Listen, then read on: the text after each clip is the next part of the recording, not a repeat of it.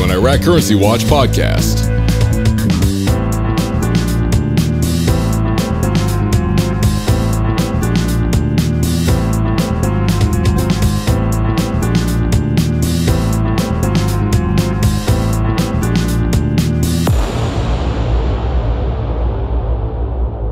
Here's Marcus Curtis and Sam I Am.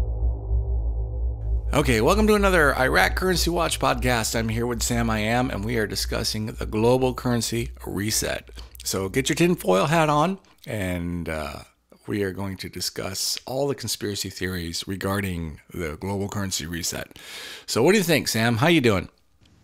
Doing good. You know, interesting little tidbit I just heard the other day was that the sales of tinfoil and aluminum have skyrocketed since Trump took office. I don't know if there's any connection there or not, but yeah, I'm ready to get into all of this stuff and dissect it. For those of you who don't know, Marcus and I have been friends for a number of years, and I got a what I guess you'd call it a complimentary copy of the book before it was released, and I got a chance to read through it. So I know a lot of the information that we're going to be covering here. Yeah, and it's pretty fascinating when you go back into the history of money, the history of American currency, and then the history of the Federal Reserve and so forth. There's a lot of misconceptions there, and these conspiracy theories just kind of feed on the misconceptions. Right. And if I had any foresight at all, Sam, the one thing I would have done differently is I would have bought some tinfoil stock before Trump took office. I think that would have worked out better if I would have done that. I would have made a lot of money by now. I could probably retire. What do you know? So, all right, hang on. I'm doing one more fold on my aluminum foil hat here. We'll put it on, and we can just go to town now.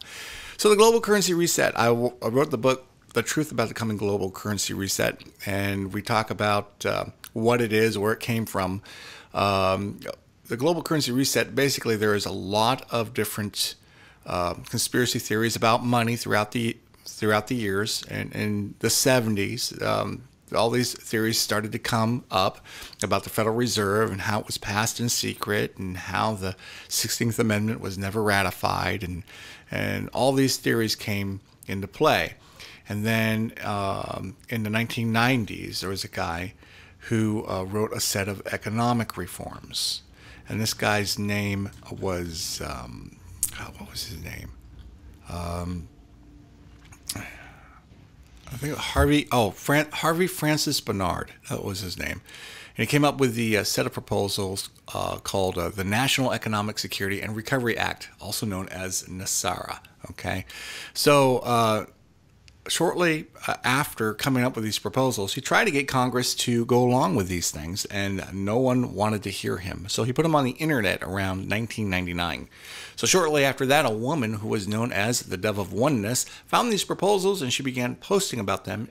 Dove of Oneness. Yeah, in internet forums. Yeah, Dove of Oneness. So she put a new age twist to these things. Dove of Oneness. Who would have guessed, right? She was actually a graduate of the Ramtha School of Enlightenment, and her name was Shanna Candace Goodwin. She was a former... Not quite as reputable as the Harvard Business School, but I guess it'll do. Well, she got a degree. She got a degree in New Age thought and philosophy.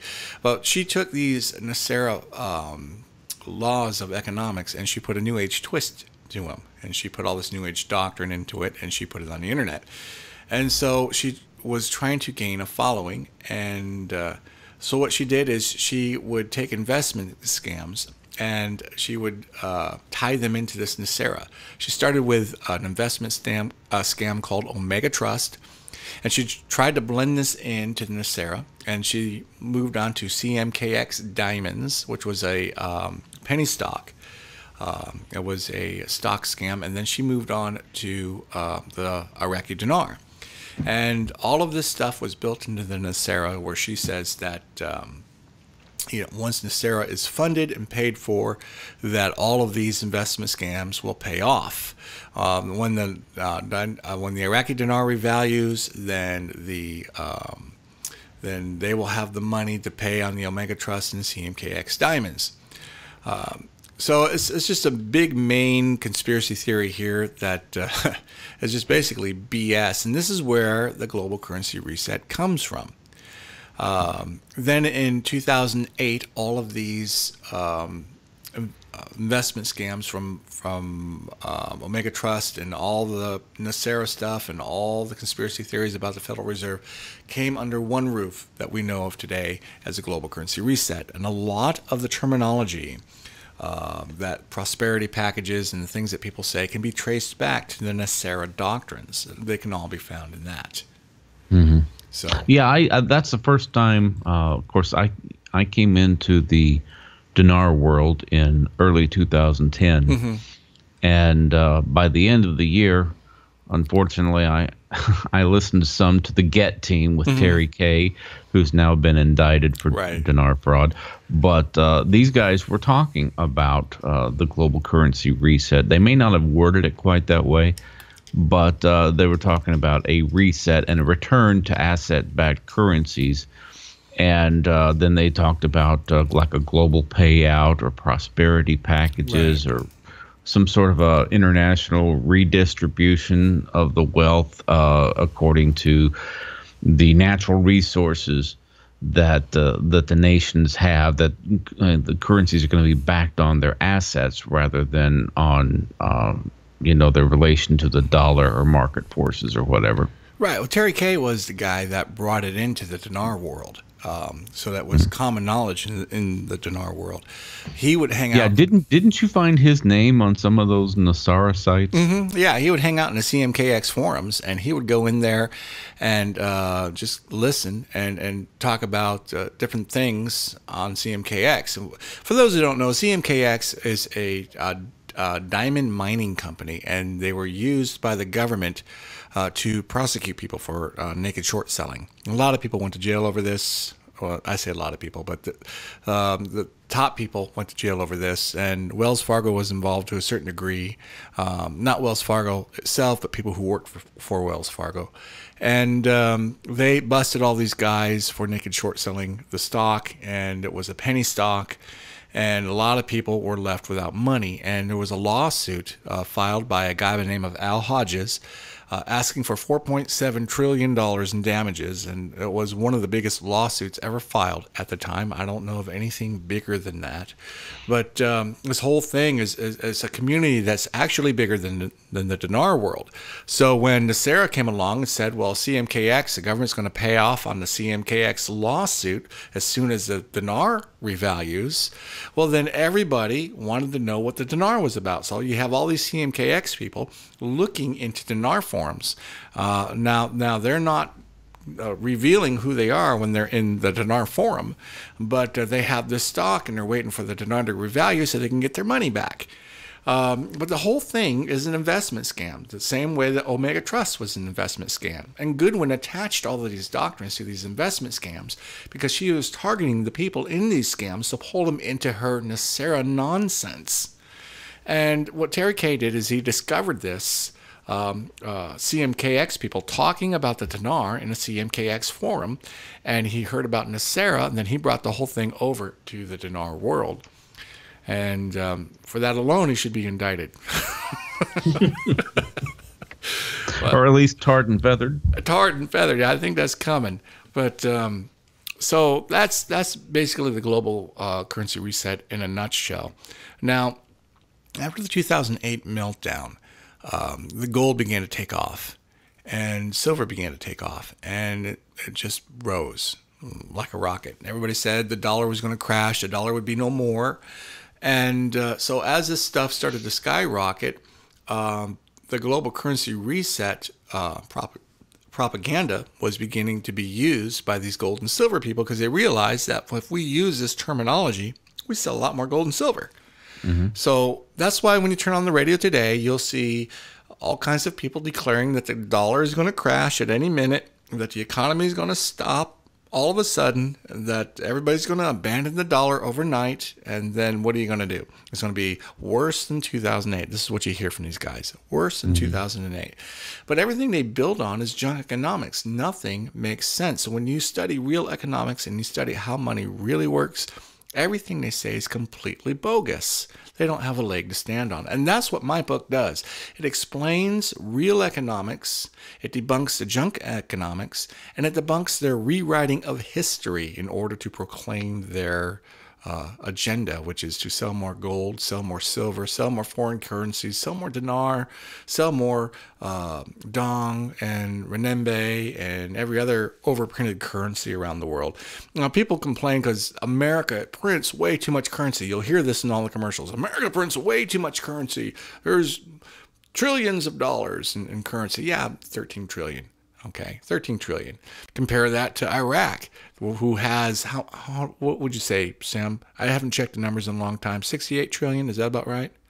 40 well, trillion. they've got the M0, the M1, the M2. I think the M1 is, last I saw it was around 70 trillion. Right, and they have 40 trillion outside of the banking structure. So, yeah, so compare that to America's 13 trillion, and the dong is what, 5 quadrillion?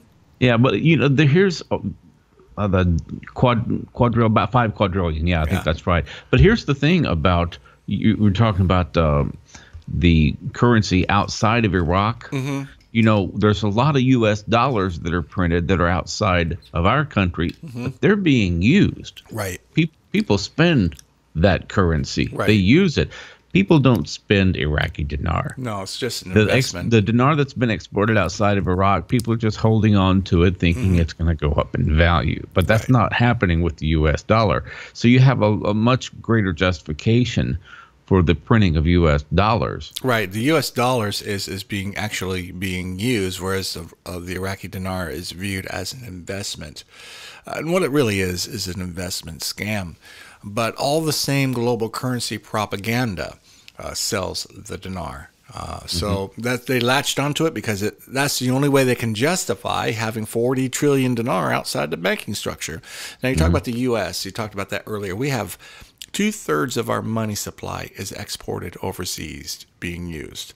A lot of it is in central banks. And one of the videos I did on YouTube, I show all the countries, and there's a lot of them that have dollars in their central banking structure and how much they have. The biggest one is China with over 3 trillion U.S. dollars.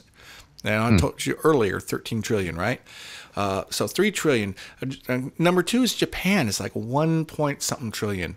And then it just goes on and on from there. Every nation has dollars in their currency reserves. So if the dollar were to crash in one night and people were to stop using it in one night, that would mean that all the wealth that they have in dollars would be null and void. All of the Arab wealth and all of the dollars that they have, all that wealth that those dollars represent would be null and void if this were to happen. And so they're going to say, oh, we're going to abandon this currency. We're not going to use it anymore. Well, what they're really saying in doing that action is that we're not going to accept this value anymore, and we're just going to send it back to America because it's worthless. They're going to abandon it in one night. I don't think so. And it's important to understand what we say here. We're not saying that there's no potential for another stock crash like 2008. We're not saying that's never going to happen again. We're not saying that the dollar is going to go down in value even. We're not saying that either. We're not saying that the economy will never slow down. And we're not saying that we'll never have another recession again. We're not saying any of those things. Or that the dollar will not be eventually replaced with the reserve currency. Right. We're not saying that the dollar will continue to be the reserve currency. What we are saying is that the dollar will not crash in one night. It just can't. Not without bringing down the entire system with it, and not without collapsing the entire global system. And it'll just destroy everything. The only way that this could happen is if there's like a world war or an alien invasion or something of that nature. Because you're talking about shutting down the entire export of China because there's no more dollars. What do you think China gets when it exports its goods? They don't get renminbi. They get U.S. dollars. Yeah. If you shut down oil. You shut down everything that moves. You shut it down. Completely shut it down. You're talking global poverty that takes over the world. Right. It's the whole global economy will collapse if the dollar collapses. Right.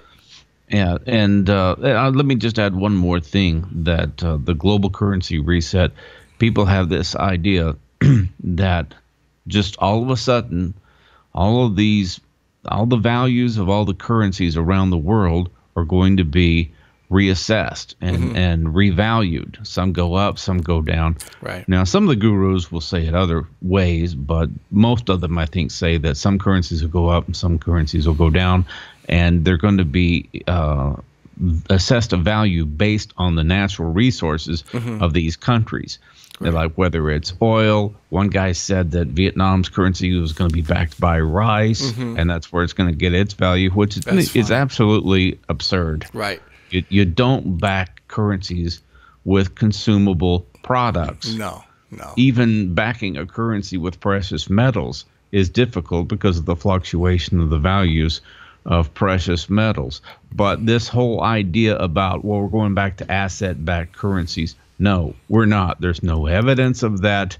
And even if there was a hint of evidence of that, it's practically it's just not feasible. You can't do it. Right. And it's all just a figment of their imagination as a way of justifying this whole concept of the global currency reset. You can't do a global currency reset without some mechanism of returning to asset-backed currencies. Right. Well, so they have to put that into the whole equation. Right. Here's the problem with that. They said we're going to go back to asset-backed currencies. We're going to go back to asset-backed currencies, and then they cite how much oil Iraq has. This makes no sense because, as far as I can tell, and as far as history, now I've spent a lot of time. I spent 4 years looking into this, and I can tell you, there has never been a time in history that oil was used to back a currency. Never. Ever. Not in the sense that the dollar was backed by gold, where people would come and redeem their U.S. dollars for gold. Right. So how can we go back to something we've never done?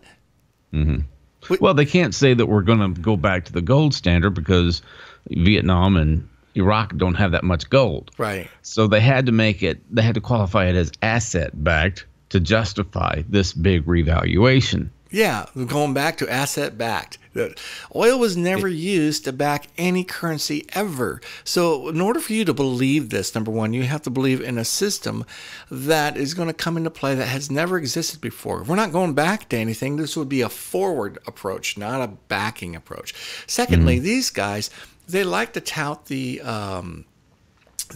fiat currency and proclaim on how many problems a fiat currency has, but they totally ignore all the problems that happened under the gold standard. I mean, I was amazed when I was reading through your book to find out the history of the gold standard. Yeah. It wasn't exactly this, fine-tuned system that. An average of 70 banks would fail every year. The average lifespan under the gold standard for a bank was 5 years. You had the 1907 bankers' panic that happened because money supply couldn't grow and subtract. And bankers weren't concerned with growing their money supply because that would mean that they would or they would have to have more gold. So it was all the dollars that were out there, they had to have gold to back it. So it's a system that really caused a lot of poverty and heartache. The Great Depression, the stock market crash, all happened on the gold standard. There were many problems with the gold standard, and that's why we left the gold standard. Now, I detail all of these problems in the book, and we go through everything that happened during this time, and the migration from gold to the currency. But what really amazes me is that these GCR people, they claim that the definition of fiat means faith-based. And this is as if to apply that fiat currency is the only faith-based form of money. Well, the truth is that all money is faith-based. Commodity money, representative money. Representative money is money that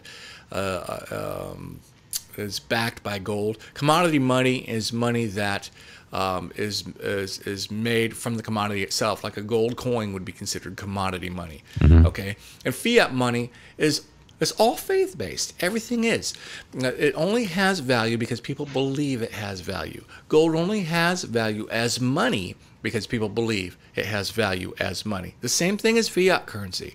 In other words, they believe that they will be able to conduct future exchanges with it. Okay? When is the last time you tried to pay for things at Walmart using gold? Are you ever able to do that?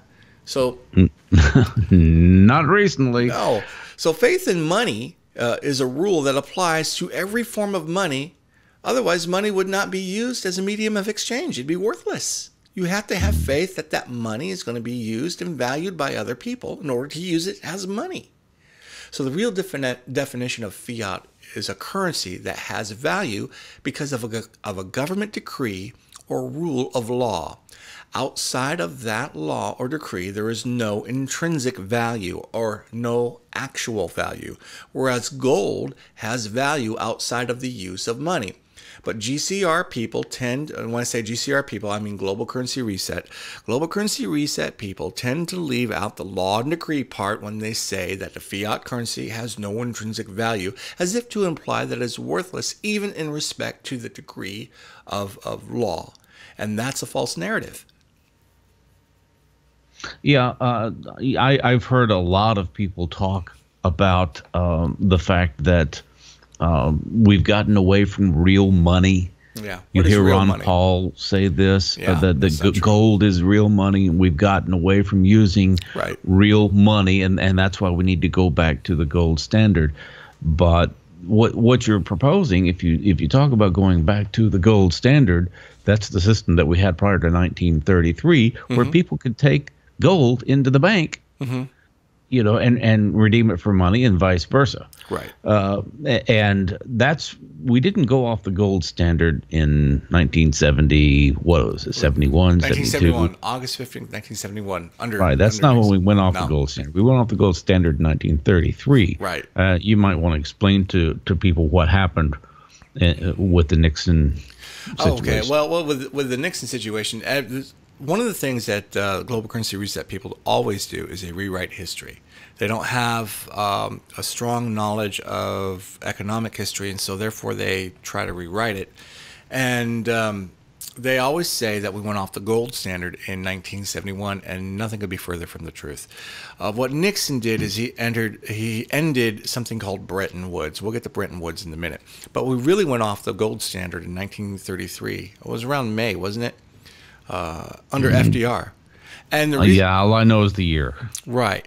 Well, that's when he released his famous executive order 6102, which is basically made it so that you can't do trades or changes with gold. Okay. It was Executive Order 6102, which required all the persons to deliver on or before May 1st of 1933, all but a small amount of gold coin.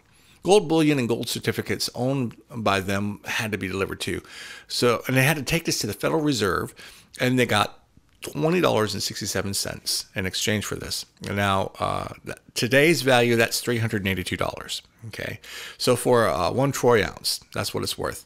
Now, he used the authority in something called Trading with the Enemies Act of 1917. As amended by a recently passed Emergency Banking Act. So, of March 9th, 1933, a violation of the order was punishable by a fine of up to $10,000, okay, or up to 10 years in prison. So he did this because people were hoarding gold, okay, and there were runs on the bank because of the Great Depression. People were hoarding gold. The whole entire economy locked up because no one was spending anything, and gold was the form of money, and everybody was hoarding it. So that's the reason for this executive order. And he used, like I said, that Trading with the Enemy Act of 1917 as his authority. So one of the things that happened is that the executive order was eventually replaced with a banking act that soon followed. Glass-Steagall, which was repealed under Clinton. Glass-Steagall was the thing that traded basically traded the executive order, and that's when Congress passed it too. But it wasn't. People say it was just FDR that did this, but it was Congress, it was FDR, and it was the Treasury. They all knew that people were hoarding gold, and that's what locked up the economy. And so they had to get the economy moving again. And so there was major penalties. Now, one of the things that these guys will tell you is that there was never anybody prosecuted under this. Well, that's not true either. There was a need to strengthen Executive Order 6102, and as the one prosecution under the order was ruled invalid by the federal judge, I think his name was, what was his name? John M. Woosley, on the grounds that the order was signed by the president and not the Secretary of Treasury as required. So that's what happened. So the circumstances of the case were that New York attorney named Frederick Barber Campbell had one deposit at Chase National Bank, and it was over 5,000 troy ounces of gold. When Campbell attempted to withdraw the gold, Chase refused, and Campbell sued Chase. A federal prosecutor then indicted Campbell on the following day, September 27th, 1933, for failing to surrender his gold. Okay. Ultimately, the prosecution of Campbell failed, but the authority of the federal government to seize the gold was upheld, and Campbell's gold was confiscated. So this was cause for the Roosevelt administration to issue a new order under the signature of the Secretary of the Treasury, which was at the time was Henry Morganeth or Henry something, or I can't even pronounce his name. But it was Executive Order 6260 and Executive Order 6061 followed, related to the seizure of gold and the prosecution of gold hoarders. There was another guy, his name was Gus Farber. He was a diamond and jewelry merchant from San Francisco, and he was prosecuted for the sale of 13 $20 gold coins without a license.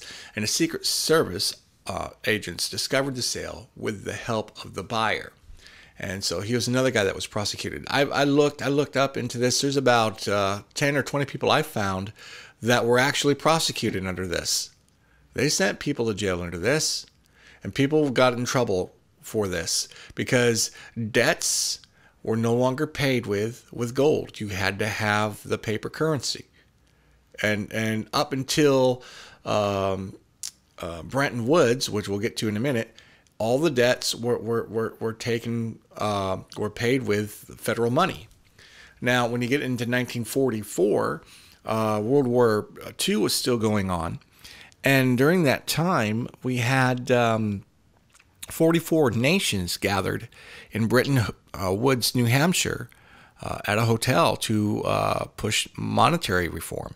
And they came up with the Bretton Woods Agreement. And in that, you'll find the creation of the International Monetary Fund. You'll find the creation of General Agreements of Tariff and Trade, which later became the World Trade Center. You mean the World Trade Organization? World Trade Organization. I'm sorry. Yeah, World Trade Organization. Also, the World Bank, IBRD is what they were called at the time. And all of these global organizations came up in 1944. And the European nations signed on to kind of a quasi-global gold deal, where they would back their currency on the U.S. dollar, and the U.S. dollar was backed on gold. And the reason for this was because at that time, the U.S. dollar had 80% of the gold in the country, in the world, was backing the dollar. So all these nations signed in under the Marshall Plan. So when they agreed to have their countries rebuilt by the World Bank, and the Marshall Plan would go in and be executed, what would happen is they'd have to sign their sovereignty of this currency into international law, and that's how all these dollars made their way overseas and how they made their way into all these central banks around the world. It was because of this Bretton Woods system that was set up. During the 1960s, America started spending, and they got the space race going, and they got the Vietnam War and the war on poverty, and they began to acquire a lot of debt under Johnson.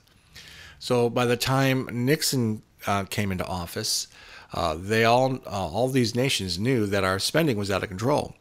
So they had nations lining up that wanted to take their dollars and exchange it for gold because they figured out that there were too many dollars to back the gold that was in the Federal Reserve.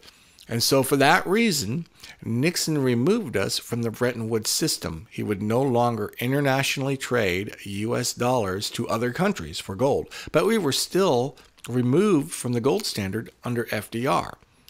Now, Ford later came along, and he repealed a lot of what FDR did in some things that he signed, which gave Americans the right to hold gold again and gold coins again. But before Gerald Ford, right? And but before he signed that, we were still under. So all through Nixon didn't get rid of the gold standard. The gold standard was gone under FDR. Nixon just repealed the Bretton Woods thing, where these nations couldn't get their gold from the U.S. dollars that they held, and that's all he did. Nixon didn't remove us from the gold standard. Yeah, but that's a common belief. So to sum up, under Roosevelt, it became illegal for citizens to hold gold, and you could no longer take your gold into the bank and redeem it. No. And then under Nixon, it became you could take your gold. You had to turn your gold into the Federal Reserve, and you can go to the bank to do that. You couldn't take your dollars in and redeem it. Right. Okay. And then under Nixon, nations couldn't come to us and ask for their gold and return their U.S. dollars for gold. Right. So Roosevelt was dealing with the way that the public deals with gold. Right. Nixon was addressing the way that nations deal with redeeming gold. Right. Or redeeming their dollars for gold. Right. Now, we still hold gold from other nations. And we hold it in the Federal Reserve, and we've been repatriating gold back to certain European countries who have asked for it back. And I did research on this, and all this research is outlined in the book, by the way. So you can go and you could see different nations that have received some of their gold. We're in the process of transferring gold back to a lot of these nations. But that was gold that belongs to them. That's outside of the gold that the United States owns, and they have. But yeah, it was. There's no global. There's no gold standard that Nixon removed us from, which is it's a common. People myth. say that all the time. Nixon took us off the gold standard. No, we need didn't. to go back to the gold standard. Yeah, no. Because we're not using real money. We're just using fake money, fiat money, and it's going to collapse. And this is another thing that you brought out in the book, is that the dollar is not a fiat currency in the sense that, because you'll hear this all the time, that every fiat currency in history has failed. And why do we think ours is going to succeed? Because ours is not like the other fiat currencies that truly were not backed by anything. Right. We have assets that back our currencies, as I talked about earlier. I got a lot of flack from this because people don't believe it, but I have all the documentation in the book. But we have gold that backs our currency. Now, all of our currency is not backed by gold. Only a portion of our currency is backed by gold. It's not redeemable the sense. Right. Right. So it's just there to be, right. It's not redeemable. Treasury bills are used to back currency as well. So there are other assets that are used to back the currency that's in circulation. And then the other money comes from the expansion of the money supply, and that's done through the loan process. So what we do in this book is we cover all the economics so that people can see how the global economy works. And once they see how the global economy works, then they can decipher it for themselves and understand why this global currency reset is a bunch of malarkey. Now, in the back of the book is the most important chapter, and that has nothing but links. It has nothing but resources. It has places that you can go and verify the rest of the stuff that's written in the book. So what I would say is, if you buy the book and you read through the book wanting more information in this area, make sure you check out that last chapter. Go to the resources, do your own research. Don't take my conclusions for anything. Don't take my word for it. Do your own research and do what I did. I spent 4 years studying this stuff. 4 years.